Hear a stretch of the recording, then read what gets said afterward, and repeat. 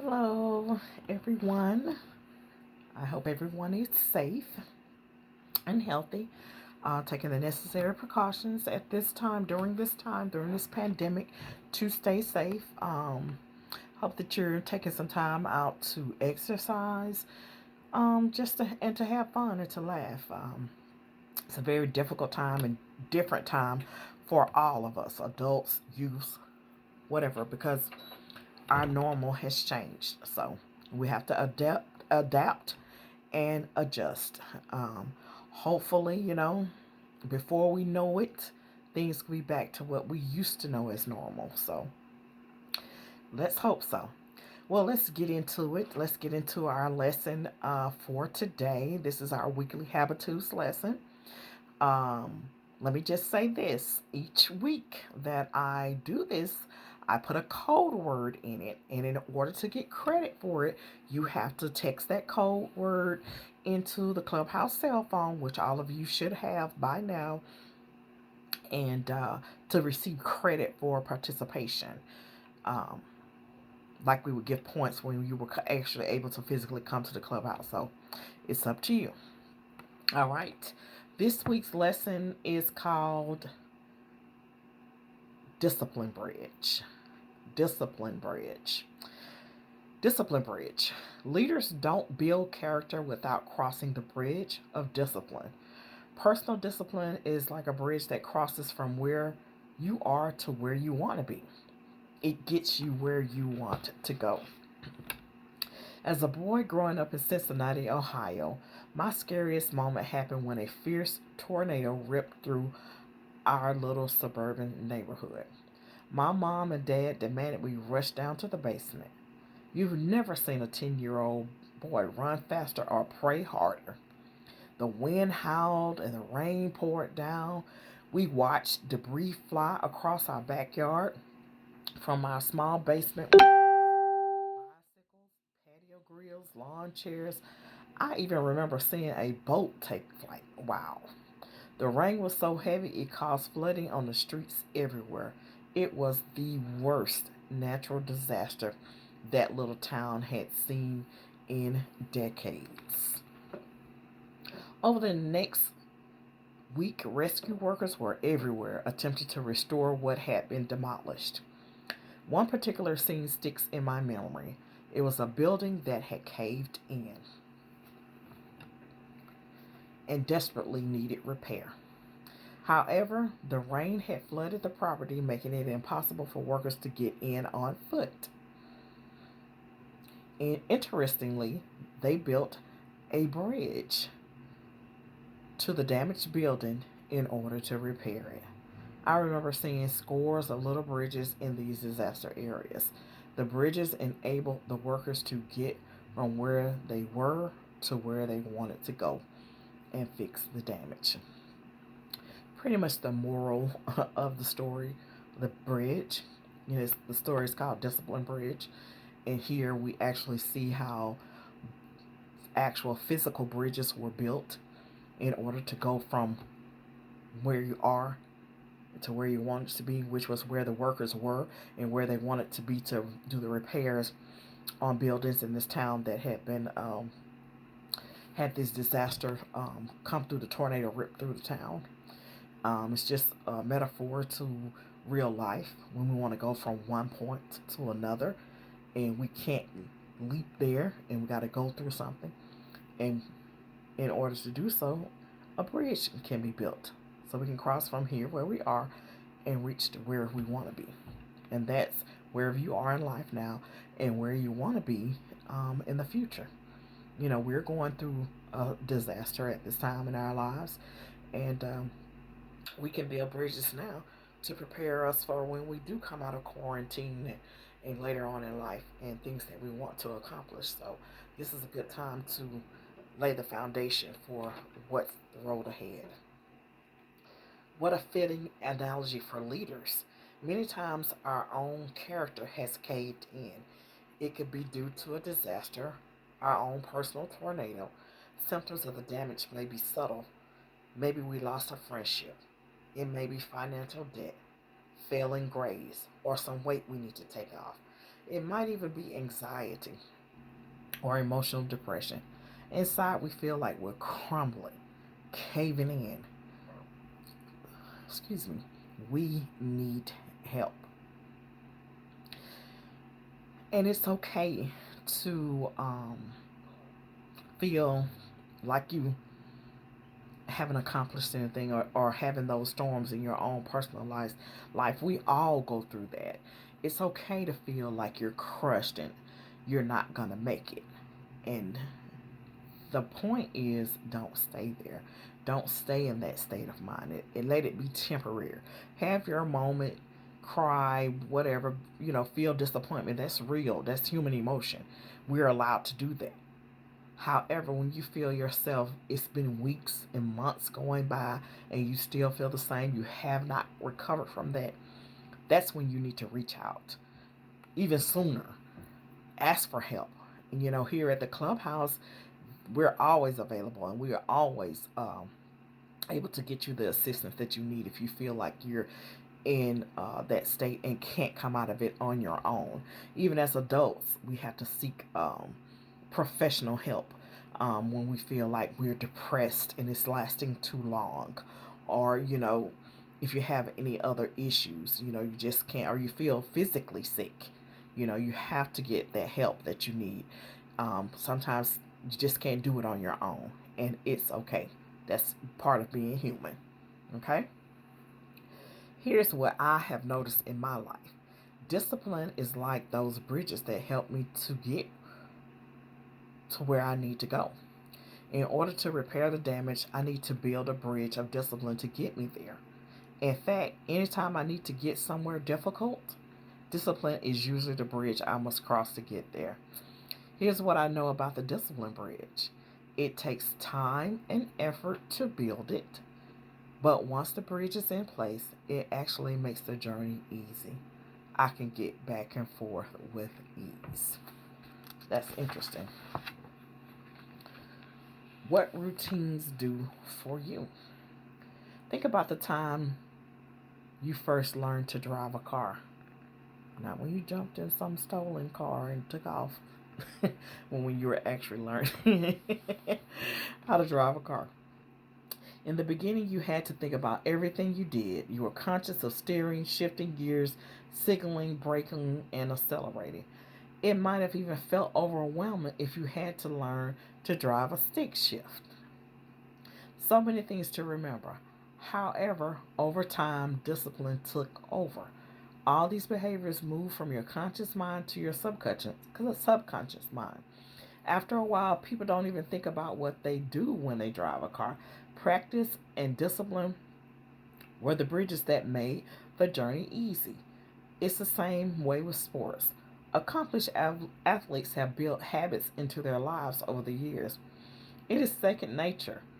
Serena Williams finds it harder to make a poor shot in tennis than a good one because she's trained herself so well for so long. She has practiced that forehand so much that it's part of her subconscious. She has to consciously try to make a bad shot. Now that's amazing. Never even thought about that. I know when I get in a car now, I don't think about, oh, if I'm put my signal on, am I braking too fast? It is. It's just I get in there and go where I'm going because it is second nature to me now. When I first learned how to drive, I had to pay attention to the road, and I mean, not that I don't pay attention to the road now, but it was more intense. That fear of wrecking a car, or my dad saying, ease off, ease on your foot on the gas, or ease the brakes, and when I was younger, I learned how to drive a straight shift, a stick shift. Some of you may not know it because it's very different now. You had six gears on the car, and it was in the four, and you had a clutch.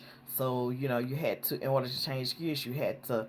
It's like the gas and the clutch. You had to ease your way off that clutch and onto the gas. So you're using 2 feet to you're manually changing the gears in the car, and it's very interesting. I was good with that after I learned. And it became second nature to me. I could do everything, in the car, eating, driving, whatever, whatever. We didn't have cell phones back then, so thank God we weren't distracted by that. And if you are driving now, you need to not be texting and driving.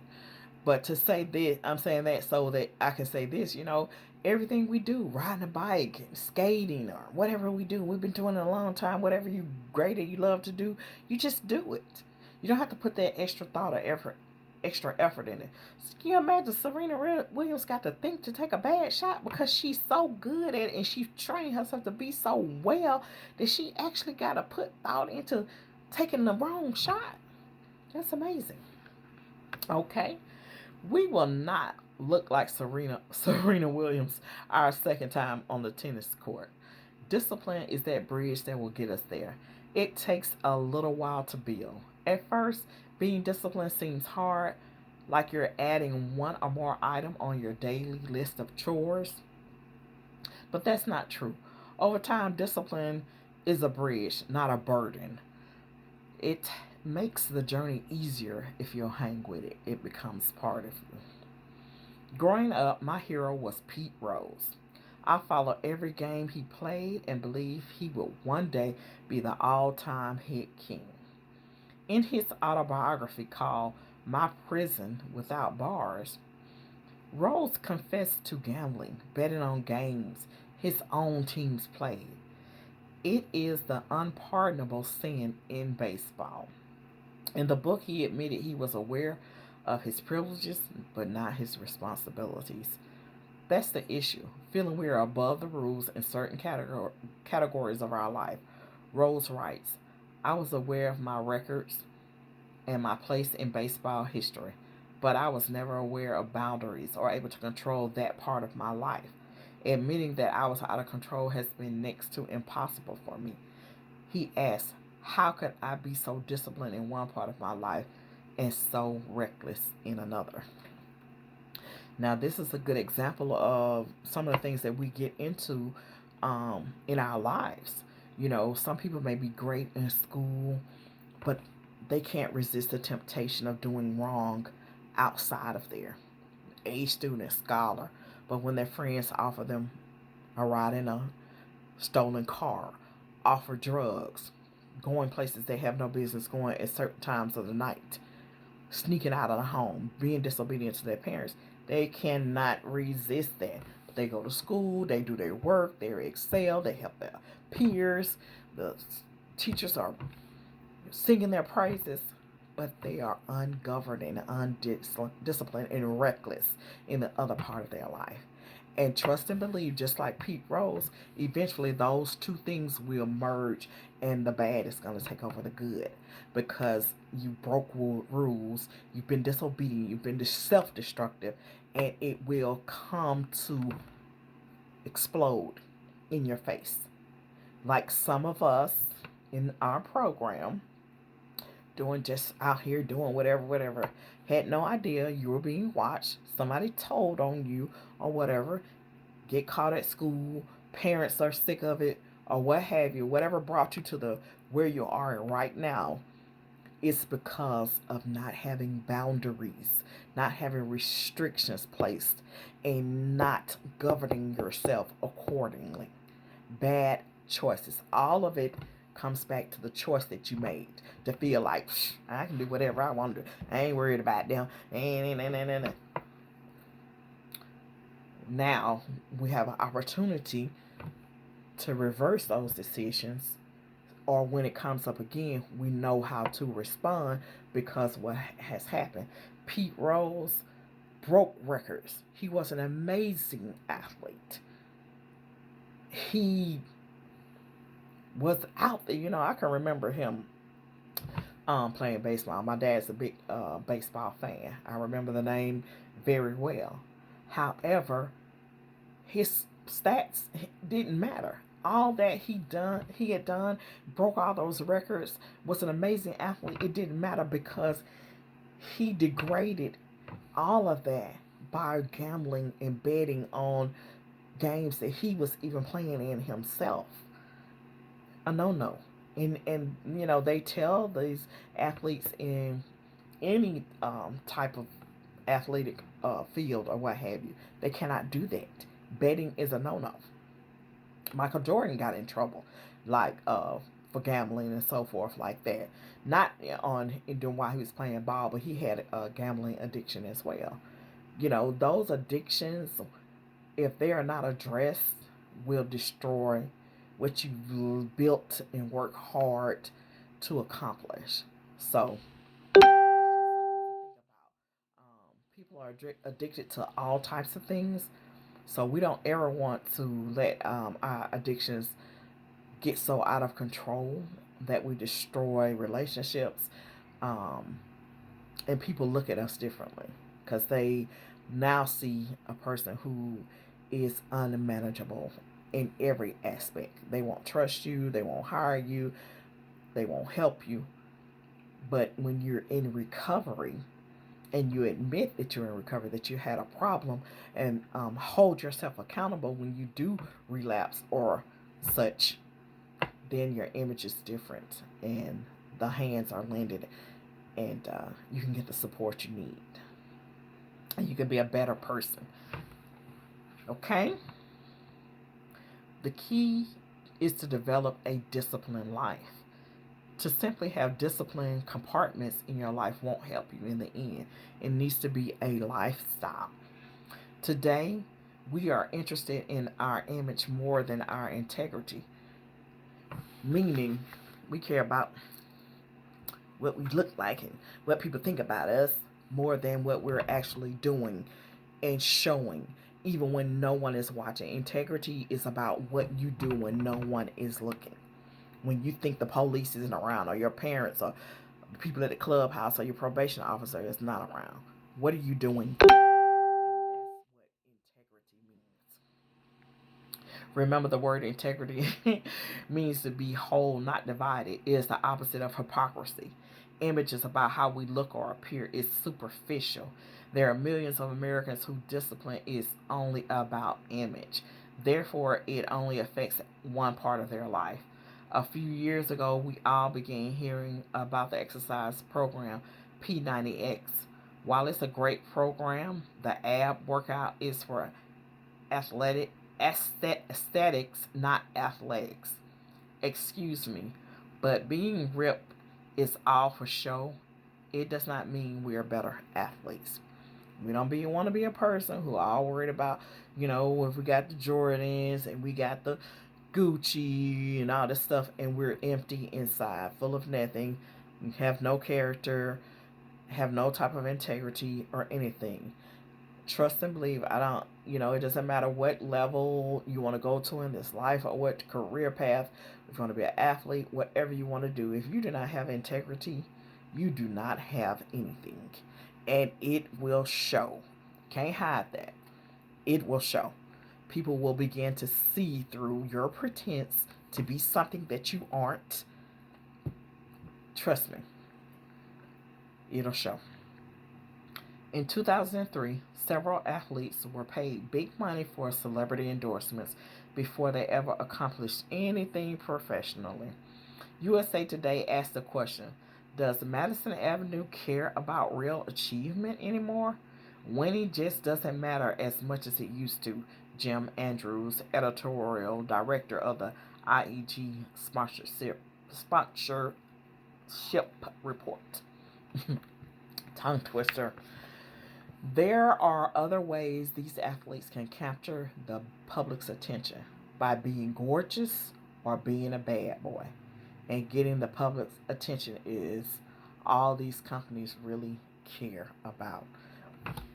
Which is sad because it sends the wrong message to a lot of people, and especially young people such as yourselves, who look to these figures, public figures, athletes, and reality stars, and all this stuff as your heroes or guides to show you how to live this life, when it's all an act and when they're not teaching you anything. They're not leading with a good example, because they're just trying to make a dollar, and they're just trying to get that fame, 15 minutes of fame to get them so they can be relevant, so they can get hired for this and that and the other. and you're looking at them thinking, oh my God, they're the best thing. They're doing this. They're doing, oh, and they are not. So be careful who you follow in this life. How sad that image is more important than integrity to so many. Discipline for the purpose of image is a false bridge. If you won't get you, I'm sorry, it won't get you where you want to go. If you use this false bridge to get you from your desires to your goals, you'll find that it will someday collapse. Why? It's not real. Real discipline impacts function, not just form, and should affect your whole life. It will get you from desire to reality. You won't just look better, you'll live better. It's a long bridge. It won't get you there overnight. Psychologists suggest it takes at least 14 days of discipline to build a good habit. But stay on it, and you'll find yourself getting past the damage of personal tornadoes. You'll be able to repair what's been harmed along the way. And if you start to form those good habits, it will be a way of life. You won't even be interested in the buffoonery, the foolishness, things that you used to be. And that's, you have to mature to that point. I can't expect for you to be interested in things that I'm interested in. Um, I can expect you to think like me, but I can't expect you to understand what I am saying. You guys are very smart. You know that you have to put in work to get to where you want to be. And even if you putting in work in a bad way, you're trying to reach some type of goal. Now, should you be doing that? No. Excuse me. You should be trying to graduate, get your GED, get off probation, and finish school, all this type of things. Get a job, prepare for college, prepare to be an independent, productive individual in this society. Um, Instead of being distracted by that false bridge, those things over there that look so good and that everybody else has that you want, um, being drawn into wrong behavior, going back to bad habits, not asking for help when you need it, not admitting that you're wrong, and being responsible in every aspect. Don't just be the person that knows how to fix cars and they can do this and do that and everything, but can't manage their money when they make it. Discipline requires, if you're a disciplined person, you're disciplined in every aspect of your life. So that leaves room for work for all of us, myself included. You know, um, we always can look to improve and look to other people for help that are more mature, that have accomplished things that you want to accomplish, and they'll show you how to build those bridges. They'll show you how to maintain those bridges so that you can get from where you are to where you want to be. Now, let me think for a moment. Let me see what our code word for today is going to be. Look around the room. See what I come up with. Okay, let's go with our new clubhouse name. I'm not going to tell y'all who came up with the name, but you can kind of take a clue on who did that. Titans. The code word for today to get credit for watching the Habitudes video is Titans.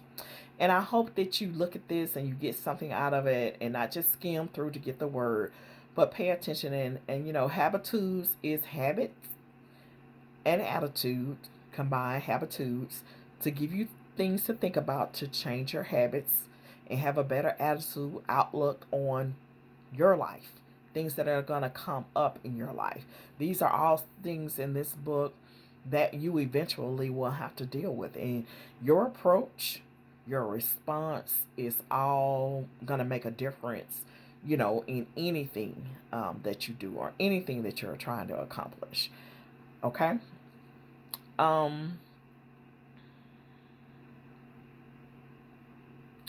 it says, one of the questions, it says, we use the word virtue. My parents challenged me to be a man of virtue. This word means excellence, something that functions well. It is implementing a decision to live better than you once did. It is developing discipline from the inside out. Question is, why do you think virtue and discipline are so rare today? Um, since you guys aren't here, you can't answer it. I'm gonna give you my answer for that. And I feel like it's because, just like the story said, everyone is more concerned about image rather than integrity.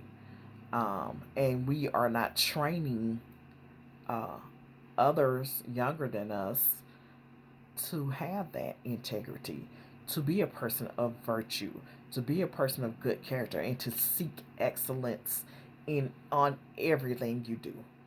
You know, if no one ever shows you how to do that, then you don't know. So seek people out who are, achieving things and they're doing well in positive things. Not the boys in the hood selling the best packages and all that stuff. You know what I'm talking about. But we're talking about legitimate businesses, legitimate jobs. Everybody's not going to take the same path. I know that. I realize that. But if you want to be a business owner, you want to be a great person that can provide for themselves or one day a family, then you need to be a person of virtue and learn out and find out what that is going to look like and mean for you in your life. Because me being a person of virtue is going to be very different than someone else. We all cut from different cloths, come from different backgrounds, but we all can pursue excellence. We all can be better, and we all can try to help one another and, build those real bridges and not fake bridges. So, thank you for tuning in to the lesson today. If you did, I look forward to hearing from you. We miss you here at the clubhouse. You can always call us. I know we've been calling you, sending you a lot of stuff, emails, texts, but we have to keep in touch with you.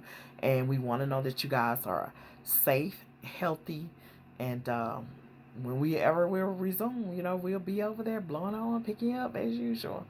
Take care. Enjoy the rest of your day.